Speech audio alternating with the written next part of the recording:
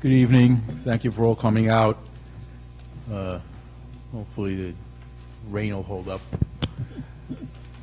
I apologize for getting out late. We had a fairly long closed session. We'll start off with the superintendent's comments. Good evening, everyone. Just two comments. First, I'd like to welcome a new colleague to the table, Dr. Chris Russo, joining us this evening as Assistant Superintendent.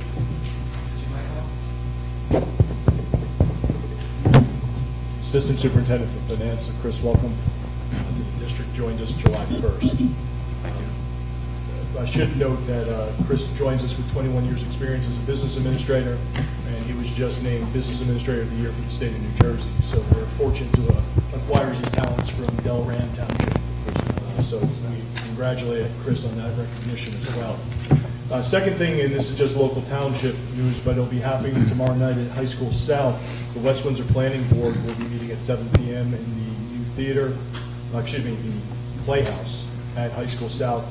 And that's for the planning board meeting, which Howard Hughes Corporation will be presenting their concept plan of 1,976 units on 653 acres. So we ask the township to consider coming out tomorrow evening to hear the presentation and voice interest and concerns. That's all for me for now. Thank you. Okay, thank you. Okay, that brings us to the first opportunity for public comment. Excuse me. The board invites thoughts and reactions on agenda items and items of concern from members of our community who are present. Each participant is asked to give his or her name and address prior to making a statement, which will be limited to 3 minutes. All statements should be directed to the presiding officer, and the public comment in total is limited to 60 minutes. Anyone?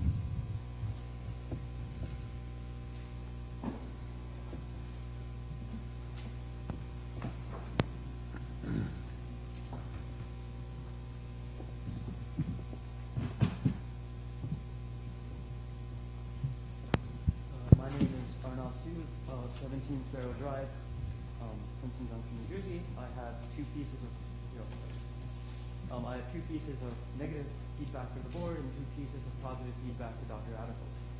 So first, I need to apologize to Dave. I made an allegation in my last speech after Yingqiao said that he needs to improve his communication skills, that he did not respond to a request for comment from the South Student newspaper.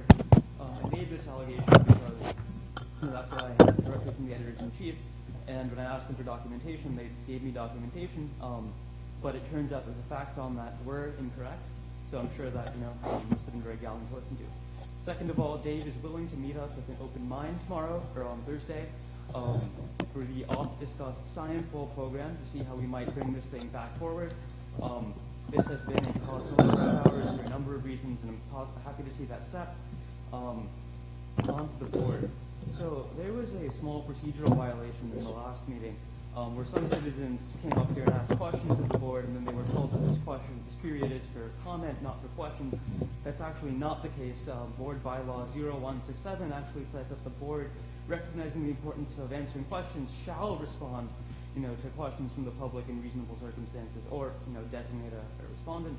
I hope that policy is adhered to more strictly from here on out. And also, it also governs on the circumstances under which the board president can jump in and try to rebut a member of the public speech. I asked the board attorney about it afterwards. We got the groundbreaking revelation that he's the board president, he can speak whenever he wants. I'm incredibly shocked that that level of nuance isn't the entire situation. And the last thing I want to talk about is these committee meetings. It's no secret that most of the governing of the board is done at the committee level. I think you'd be hard pressed to find an example of a committee recommendation that was not upheld. And I've been told that under previous presiding officers, the members of the public had the right to sit in and observe, these committee meetings. So I would ask why that is not in place now, since most of the actual deliberation happens at the committee level. Thank you. You're welcome. Anyone else? Okay, thank you. I'm going to take one personnel item out of order.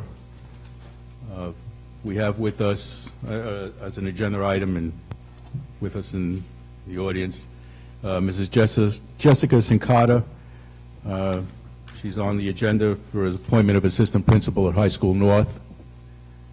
Can I have a motion?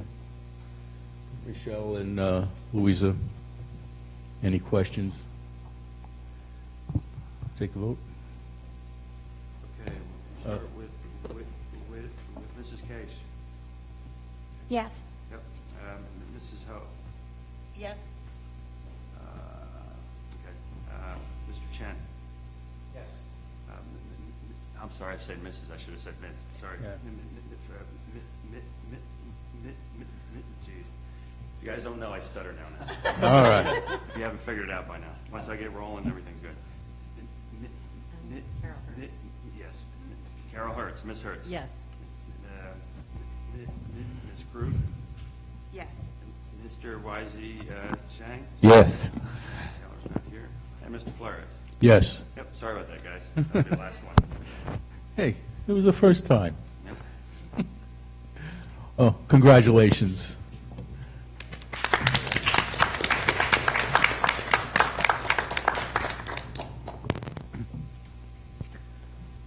Okay, that brings us to committee reports. Administration and Facilities.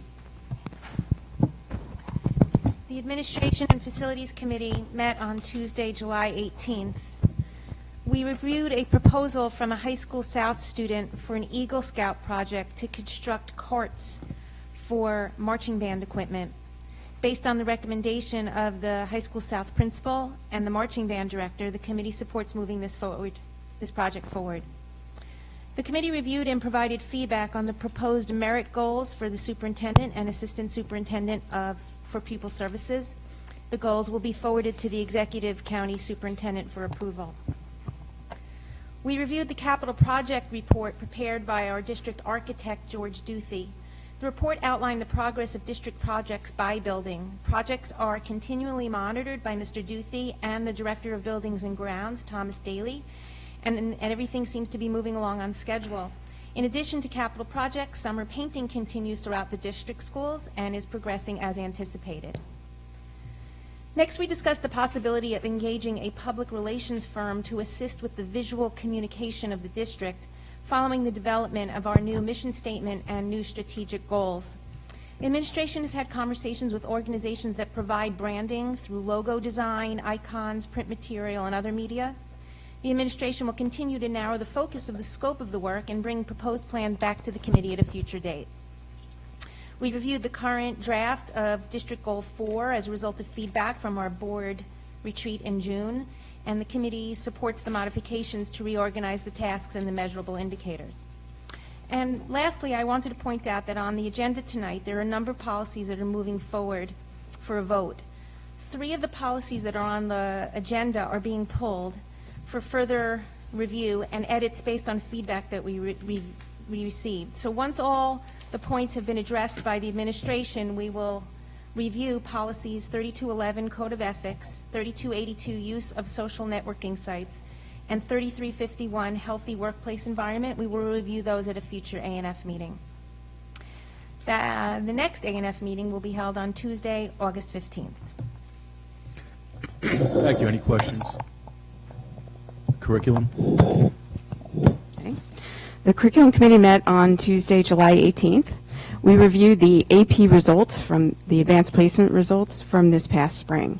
A total of 2,528 AP exams were administered in May, 1,186 exams at High School North, and 1,342 exams at High School South. 45% of the exams were scored a 5, 29% scored a 4, and 18 were scored a 3, resulting in 92% of exams getting a passing score of 3 or greater on the AP exams. We next discussed the piloting of the LGBTQ books into a unit in the 8th grade curriculum at GMS Grover Middle School in the 2017-18 school year. One teacher will pilot these books as part of a book club unit on social justice and then turnkey this to the other 8th grade teachers at GMS. We also reviewed the final draft of the District Goal 4 that was developed and reviewed during the June board retreat. This goal focuses on the fiscal stability of the district and will be posted on the district website. The Curriculum Committee reviewed the superintendent's and the assistant superintendent for curriculum and instruction merit goals for the 2017-18 school year, and we recommend their submission to the county superintendent's office for approval. We also reviewed upcoming professional development for the administrative retreat, new teacher orientation, and opening day of school.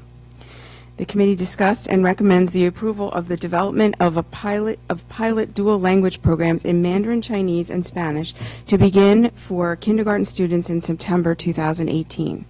There will be a formal presentation and a board vote on this dual language program at the next board meeting on August 22nd. The Curriculum Committee recommends approval of the 2 professional development consultants, one for learner-active technology-infused classrooms and one for high school language arts teachers. We also recommend the submission of the entitlement grant of $502,860 for the Elementary and Secondary Education Act grant from the state of New Jersey for the fiscal year 2018. We also reviewed the deadlines for submission of the Statement of Assurance for District Professional Development Plan and District Mentoring Plans for the 2017-18 school year and anticipate the placement of this item on the August board agenda.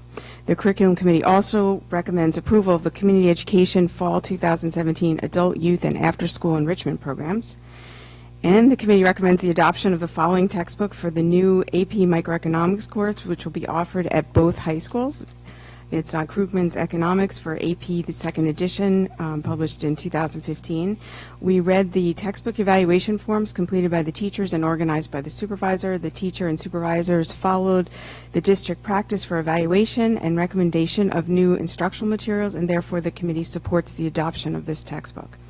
We also recommend approval for the following professional development opportunities. A U.S. History teacher to attend an AP U.S. History Summer Institute in Edison, a world language teacher to attend an AP Chinese Summer Institute at Rutgers in New Brunswick, reading and writing project network training through Columbia University, and professional development services for administrators according to state-mandated professional growth plans will be paid through 2017 Every Student Succeeds Act Title II grant funds.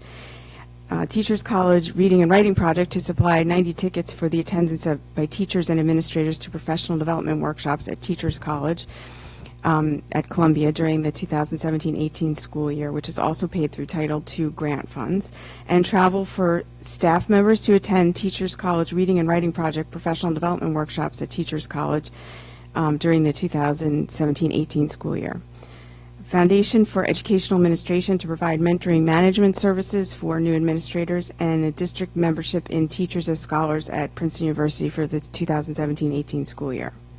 The Curriculum Committee will next meet on Tuesday, September 5th. Thank you. Any questions? It's more of a comment. One of the items, dual language immersion program, which is going to be voted on August 22nd. Unfortunately, I myself won't be able to make that board meeting due to a pre-scheduled vacation. I just want to express my appreciation to the administration for getting this wonderful program into our district. I'm a big supporter of this program based on lots of historical studies. So not only the student will naturally learn a second target language through from K through 5 grade, but also they acquire global citizenship naturally. But on top of that, the 3 other things I'm very impressed with based on research and study. Number 1 is improved cognitive skills because of dual language immersion program, and also improved performance, academic performance over time. And lastly, probably, which I care the most, is to reduce and minimize the accomplishment or the academic achievement gap. So I think this will help our district move forward. I hope the community will welcome the opportunity to be able to acquire second language with minimum increase of budget, almost like nothing, because the same amount of teacher and everything else, maybe minimum cost to the transportation perhaps, because before we can offer that across the entire schools, right? But eventually, I'm hoping I'm wishing that there will be more parents and students jump into the opportunity. We'll have the program across all the elementary schools, and that bus situation will be also resolved down the road. So thank you, administration, for such a wonderful program bringing to the community and district. Thank you.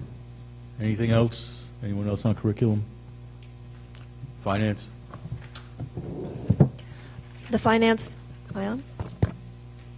The Finance Committee met on July 17th. The committee reviewed the agenda items and approves the agenda items, which include renewal of bus routes and removal of a fuel tank from the bus maintenance garage. The staff are beginning to plan the audit, which will be completed by early December. The district sold 111 solar renewable energy credits on July 12th for $222 each for a grand total of $24,642. What's good is at this point, the system is running in the black, so we've covered the initial costs of the system, and now we're in the black. The committee was also updated by staff on the status of a variety of summer construction projects. In terms of other business, the Transportation Office has relocated to 505 Village Road West because we needed to leave the site that's owned by Amtrak and West Windsor Township, as we agreed to.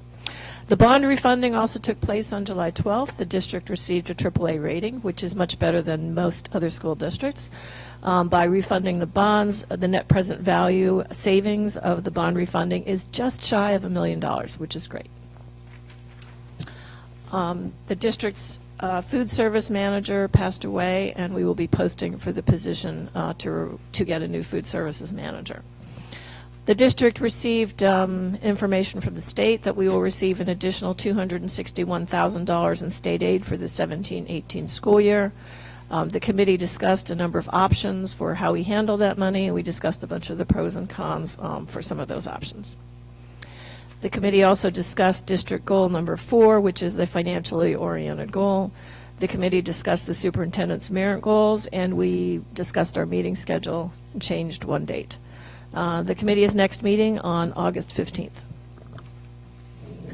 Any questions on finance? Okay, could I have a motion on administration items 1 to 6? Isaac and Carol. Any questions or comments on the administration items? Chris? Okay, we'll start with Mr. Chang. Yes.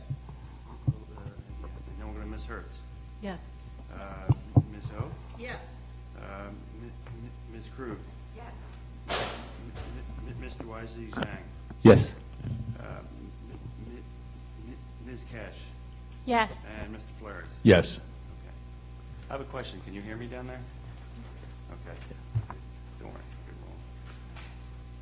Good roll. Okay, curriculum, I need a motion on items 1 to 7.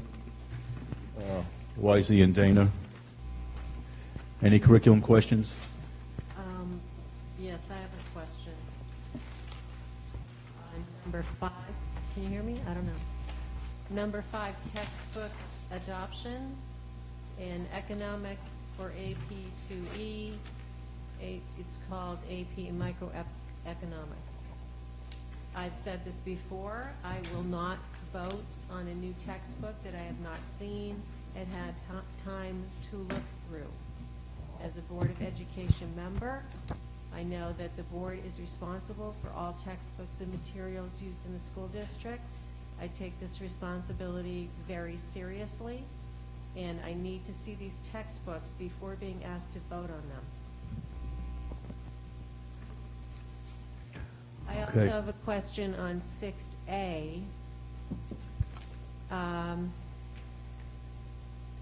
Could you explain what the Reading and Writing Project Network training is that costs $99,000?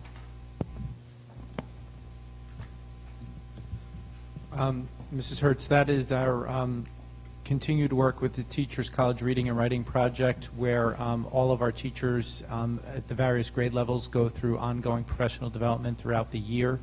As well, our principals in the K-8 buildings also receive professional development throughout the year through Teachers College. Teachers are involved in planning that a year in advance with that relationship, asking for specific training in areas where they feel they need support. Approximately how many staff would you cover at middle? In K-5, it's every teacher. In middle school, it's all teachers of language arts and literacy.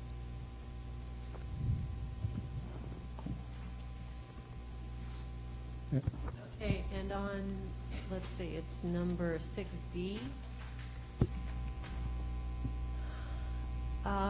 This is, I don't understand what this means. You're having mentoring management services for new administrations in the district at a cost of $800 each. The district also agrees to reimburse new administrators for the cost of their mentor at $1,500 for the first year and $1,000 for the second year. What does that mean? That's confusing to me. I mean, why are we paying, we're paying $800 each, and then we're paying the employee $1,500? I don't get it. Mrs. Hertz, this is part of the provisional process for new administrators. There's a mentoring component that is required according to code. Once we hire an administrator, they have to start with the CE, and they go through the provisional process. And so there's a mentoring component. There's a, for 2 years. It takes 2 full years of a residency program, and this is a part of the contract for our administrators. And so this is just So why are we process. paying the administrator and we're paying these people to do it? I mean, the wording here doesn't make sense. It sounds like you're paying the mentor and then you're paying the employee for the cost of it. Well, it's a reimbursement because the administrator pays at first and then is reimbursed. It's reimbursed to the administrator when they make the initial payment. So there's a registration cost to the Foundation of Education Association, and then the 1,500 and the 1,000 are components just for the mentoring itself. So the total cost of the mentoring is $2,500 plus $800, $3,300? Yes. And that's for 2 For the years? it's a very intense 2-year-long program. It's requiring the mentors, the administrators to meet on a monthly basis in these peer networking and support groups.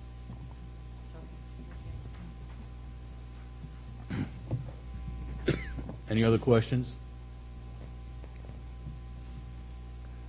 Okay, we'll start with Mr. YZ Zhang. Yes. Mr. Chang. Yes. Ms. Hertz. I'm going to abstain on number 5, textbook adoption, and I will vote yes on the others. Okay. Ms. Ho. Yes. Ms. Krug. Yes. Ms. Case. Yes. And Mr. Flores. Yes. Okay, good. Getting warmed up. Okay. Okay, finance, a motion on items 1 to 18, I believe it is. Louisa and Dana. Okay. Any questions on the finance items? Any discussion? Take it away. Okay, we'll start with Ms. Ho. Ms. Yes. Ms. Krug. Yes. Mr. Chang. Yes. Ms. Hertz. Yes. Mr. YZ Chang. Yes. Ms. Case. Yes. And Mr. Flores. Yes. Okay, personnel, I have a motion on items 1 and 2, plus the green addendum, and I think there's a correction. I would like to just, if you could turn to page 3 on the personnel agenda, the white one. Just a small correction for Miyuki Beatty. Her position is listed as teacher ESL, and it should be listed as teacher ESL / basic skills. She's teaching both. Just wanted to make sure that you have that. Yes. It's, No, it's page 2. It's page you have it 2. on page 2. I must have a slightly different version. Miyuki Beatty, it should say teacher ESL / basic skills. Charity, I should have asked you earlier, but I forgot. Can you check page 11 for me? I was just skimming through it, and I noticed that there are 2 people, Tara McGinnis and Amy Meredith, who were on it twice with different titles and pay rates. Is that supposed to be that way? Let me check page 11.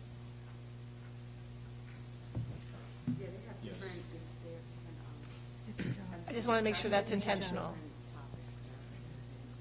That's, yeah.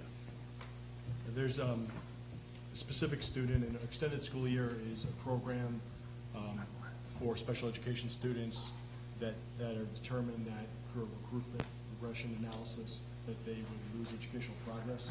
So there are times where some students need additional aids. Sometimes an aid couldn't be available, so what they did was they approved some of our teachers to serve in the capacity of instructional aid. Okay, So so they're that's time sheeted, so it depends on what role they need to fill, what pay rate they receive. Okay. Okay, I still didn't get a motion. YZ and Michelle. I guess there are no more questions. I guess we could take the vote. Okay, we'll start with Mr. Chang. Yes. Ms. Hertz? Yes. Ms. Ho? Yes. Ms. Krug? Yes.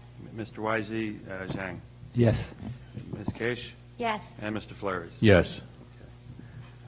I want to acknowledge two retirements from the district. We have Bonnie Danker, an instructional assistant, is retiring after 16 and a half years with the district. And a math teacher at North, Charles Ashton, is retiring after, oh, I'm sorry, South, yeah, apologize. I'm looking at HSS. But he's retiring after 30 years with the district. I want to congratulate them and wish them luck in the future. Okay, approval of the minutes. Can I have a motion on the draft minutes? Isaac and Dana. Any comments on the minutes? Those in favor of approval say aye. Aye. Opposed? Any liaison reports? Any new business? That brings us to the second opportunity for public comment. 15 minutes will be provided at the end of the meeting. If anyone would like to speak, please give your name and address and hold your comments to 3 minutes.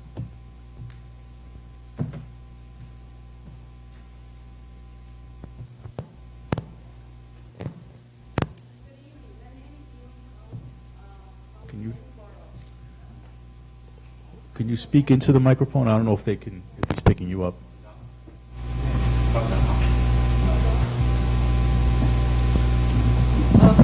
Thank you.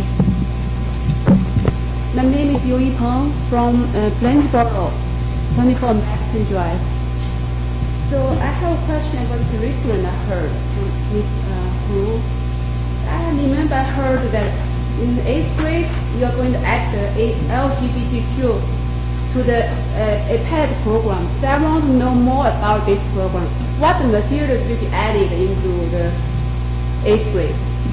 Because I heard from Mr. Zhang, he posted the agenda online, so that's my first time here, so I want to learn more about it. Where to find the information from the school website, all these and handout materials.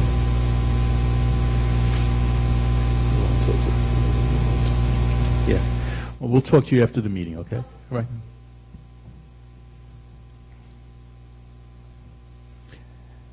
Any other comments?